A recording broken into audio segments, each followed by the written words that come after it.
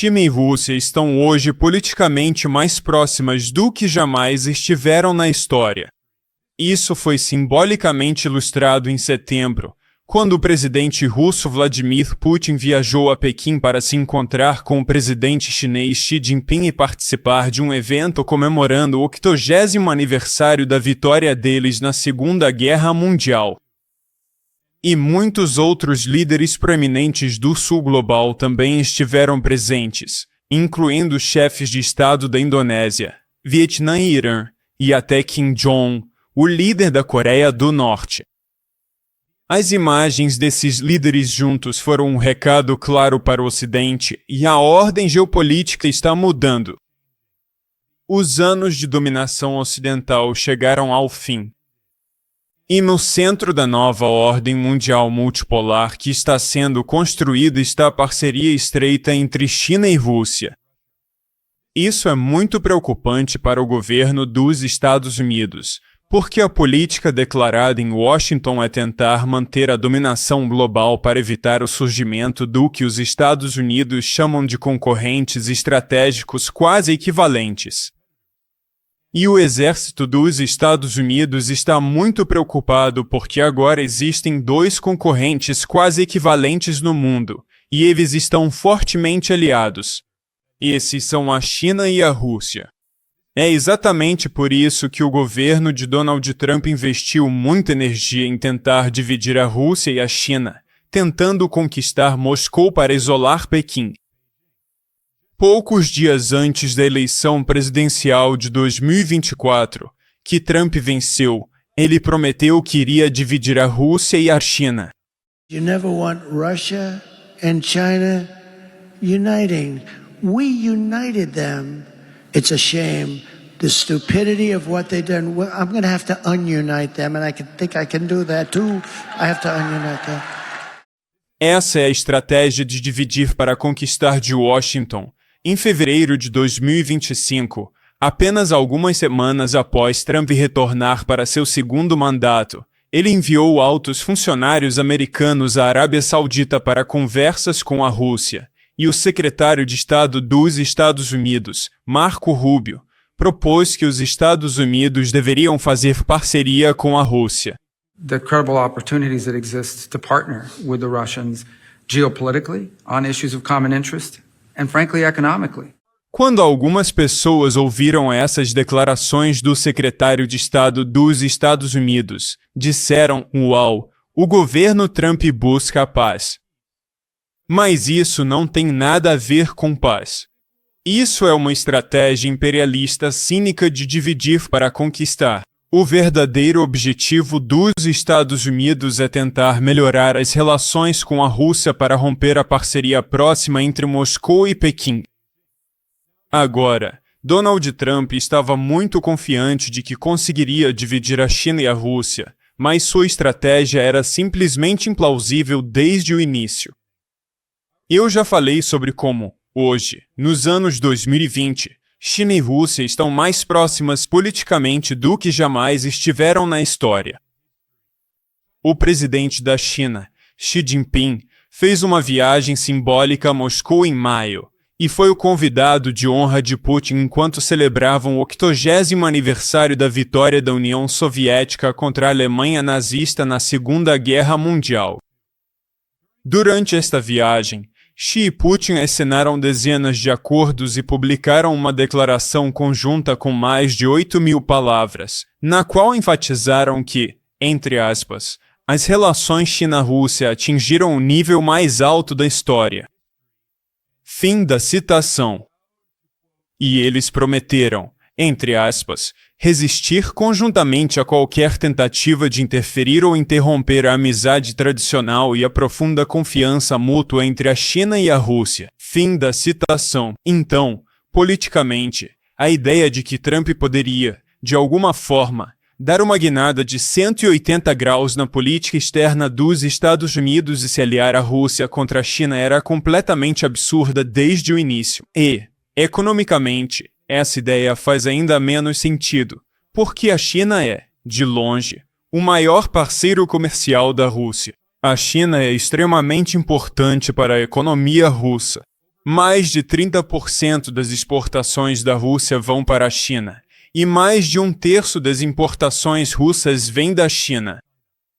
E as economias da China e da Rússia são muito complementares. A China é a superpotência mundial da manufatura, e a Rússia é a superpotência mundial das commodities.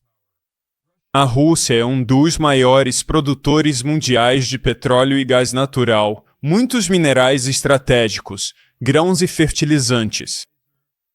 E se você olhar para o que a Rússia exporta para a China, são muitas dessas commodities estratégicas que a China precisa como um país gigantesco com 1,4 bilhão de pessoas. É muita boca para alimentar.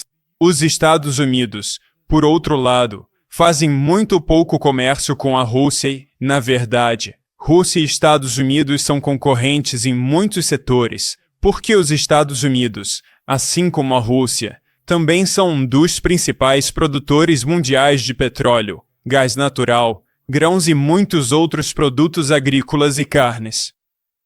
Se você olhar para o que os Estados Unidos exportam, os Estados Unidos exportam algumas tecnologias e alguns bens de consumo, mas grande parte das exportações americanas também consiste em commodities importantes, como o petróleo. Então, na verdade, os Estados Unidos estão competindo com a Rússia.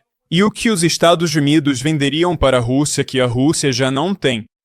Quer dizer, o Trump poderia tentar forçar a Rússia a comprar carros americanos, sabe, carros da Ford e da GM, mas eu não acho que os russos queiram carros dos Estados Unidos. Eles estão satisfeitos com carros chineses, japoneses, coreanos e russos. Então, tanto politicamente quanto economicamente, não faz sentido para a Rússia se aliar aos Estados Unidos contra a China, considerando que, mais uma vez, a China é o maior parceiro comercial da Rússia e vizinha da Rússia. Trump simplesmente não tem nada que possa oferecer à Rússia além do alívio das sanções, o que a Rússia nem pode confiar de verdade, porque quando Trump eventualmente sair do cargo, seja lá quem for o próximo presidente dos Estados Unidos, ele pode simplesmente reimpor as sanções contra a Rússia. Então, por que Moscou sacrificaria suas relações com seu parceiro mais importante em nome de Washington? Não faz sentido. É por isso que o presidente russo, Putin, tem deixado muito claro para Trump que os Estados Unidos nem deveriam se dar ao trabalho de tentar dividir a China e a Rússia. Essa foi uma das conclusões óbvias da viagem de Putin a Pequim em setembro, e eu quero falar mais sobre essa viagem e o evento histórico que aconteceu no dia 3 de setembro, marcando o 80º aniversário da vitória sobre o Império Japonês na Segunda Guerra Mundial. Falei sobre as fotos muito simbólicas que foram publicadas mostrando o presidente chinês Xi, o presidente russo Putin, o líder norte-coreano Kim Jong-un e também líderes de muitos outros países importantes do sul global, incluindo os líderes da Indonésia, Vietnã, Irã, Cazaquistão e outras repúblicas da Ásia Central.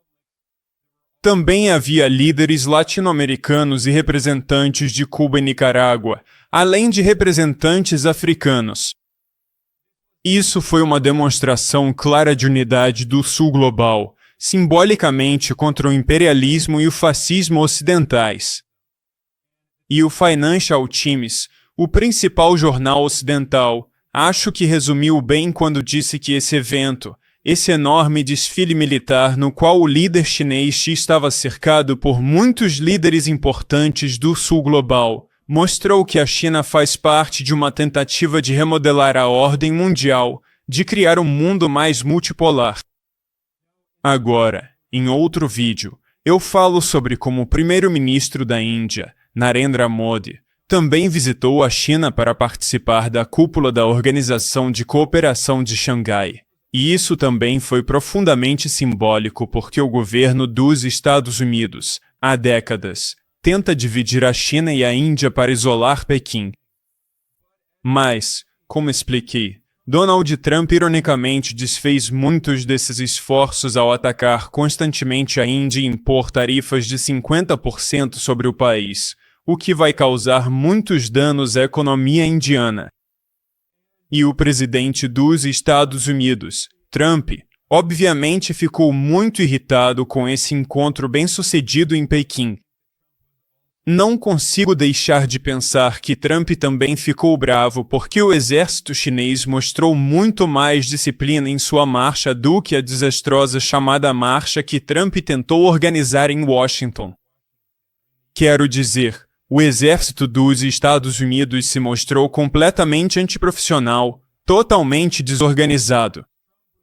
Mas, independentemente disso, Trump estava obviamente muito irritado porque todos esses líderes do Sul Global se reuniram em Pequim para celebrar esse aniversário, e Trump postou uma mensagem furiosa em seu site no Twitter, Truth Social, na qual ele exigiu que a China fosse grata pelo apoio dos Estados Unidos fornecido à China na Segunda Guerra Mundial.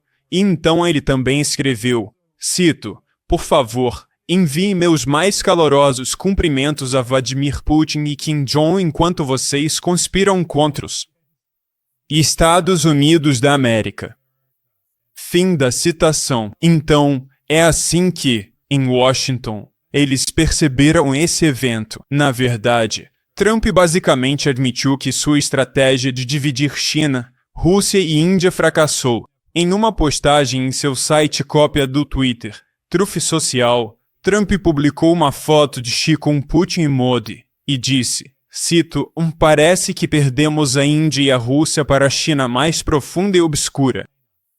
Agora, essa postagem é muito estranha. Ele está se referindo à China como um vilão de filme de Hollywood, a China mais profunda e obscura, e isso deixa claro que os Estados Unidos veem a China como seu inimigo mortal. Mas hoje eu quero falar sobre as relações muito próximas entre Rússia e China e como o governo Trump falhou completamente em dividir esses dois países tão importantes, que estão no centro dessa tentativa de construir um mundo mais multipolar e desafiar a hegemonia imperial ocidental. Então, primeiro vou dar uma olhada no comunicado diplomático publicado pelo Kremlin que resume os principais pontos das negociações realizadas entre Putin e Xi no dia 2 de setembro. Esta leitura disse que Xi e Putin discutiram, entre aspas, o fortalecimento e a promoção adicionais da parceria abrangente da interação estratégica entre a Rússia e a China. Fim da citação.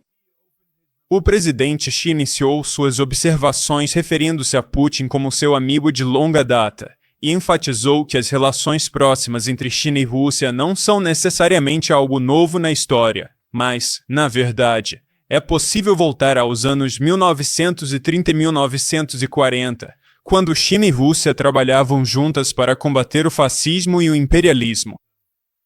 E na China, eles se referem à Segunda Guerra Mundial como a Guerra Mundial Antifascista porque, claro, no teatro europeu eles também estavam lutando contra o fascismo alemão e o fascismo italiano, e a China estava lutando contra o fascismo japonês. E o presidente Xi destacou a, entre aspas, grande responsabilidade da China e da Rússia como os principais países vitoriosos na Segunda Guerra Mundial. Fim da citação. China e União Soviética contribuíram de longe com a maior parte para a derrota do fascismo e do imperialismo na Segunda Guerra Mundial. Mais de 26 milhões de soviéticos morreram na guerra, e até 20 milhões de chineses também morreram. E ainda assim, no Ocidente, muitos estudantes não aprendem sobre o sacrifício heróico feito pelos povos da URSS e da China. E então Putin enfatizou como as relações próximas entre China e Rússia hoje têm raízes que remontam a muitas décadas. Claro, houve a cisão sino-soviética nas décadas de 1960 e 1970, que por razões óbvias eles não querem discutir, mas se você voltar aos anos 1930, a União Soviética realmente forneceu apoio à China enquanto ela lutava contra os invasores japoneses. Para o povo da China, a Segunda Guerra Mundial começou antes do que na Europa, quando o Japão invadiu a China e colonizou várias partes do país. E o povo da China resistiu com o apoio da União Soviética nos anos 1930 entrando nos anos 1940. Então, essa é uma citação muito importante de Putin, que liga essa história à situação atual. Putin disse, e cito, e lembramos vividamente da nossa cooperação nos anos 1930 e 1945. Estávamos juntos naquela época, e estamos juntos agora. Fim da citação. Putin também falou sobre energia. Ele enfatizou como a Rússia mantém firmemente sua posição como um dos principais exportadores de petróleo e gás para a China. E Putin falou sobre um gasoduto já existente, conhecido como Gasoduto Força da Sibéria 1, que conecta a região leste da Rússia ao norte da China. Rússia e China assinaram outro acordo muito importante enquanto Putin estava visitando Pequim, e isso inclui planos para construir o Gasoduto Força da Sibéria 2. Isso é absolutamente histórico porque os planos para esse gasoduto vêm sendo discutidos há muitos anos, mas não se sabia se ele realmente seria lançado. E agora há muitos relatos de que isso vai acontecer. O Força da Sibéria 2 vai conectar os sistemas de gasoduto do oeste da Rússia ao leste da Rússia, até a região da Sibéria. E essa rede também será conectada ao Força da Sibéria 1 e seguirá para a China. E isso é muito significativo porque agora significa que a China vai receber gás natural dos campos de Yamal, da península de Yamal, no norte da Rússia.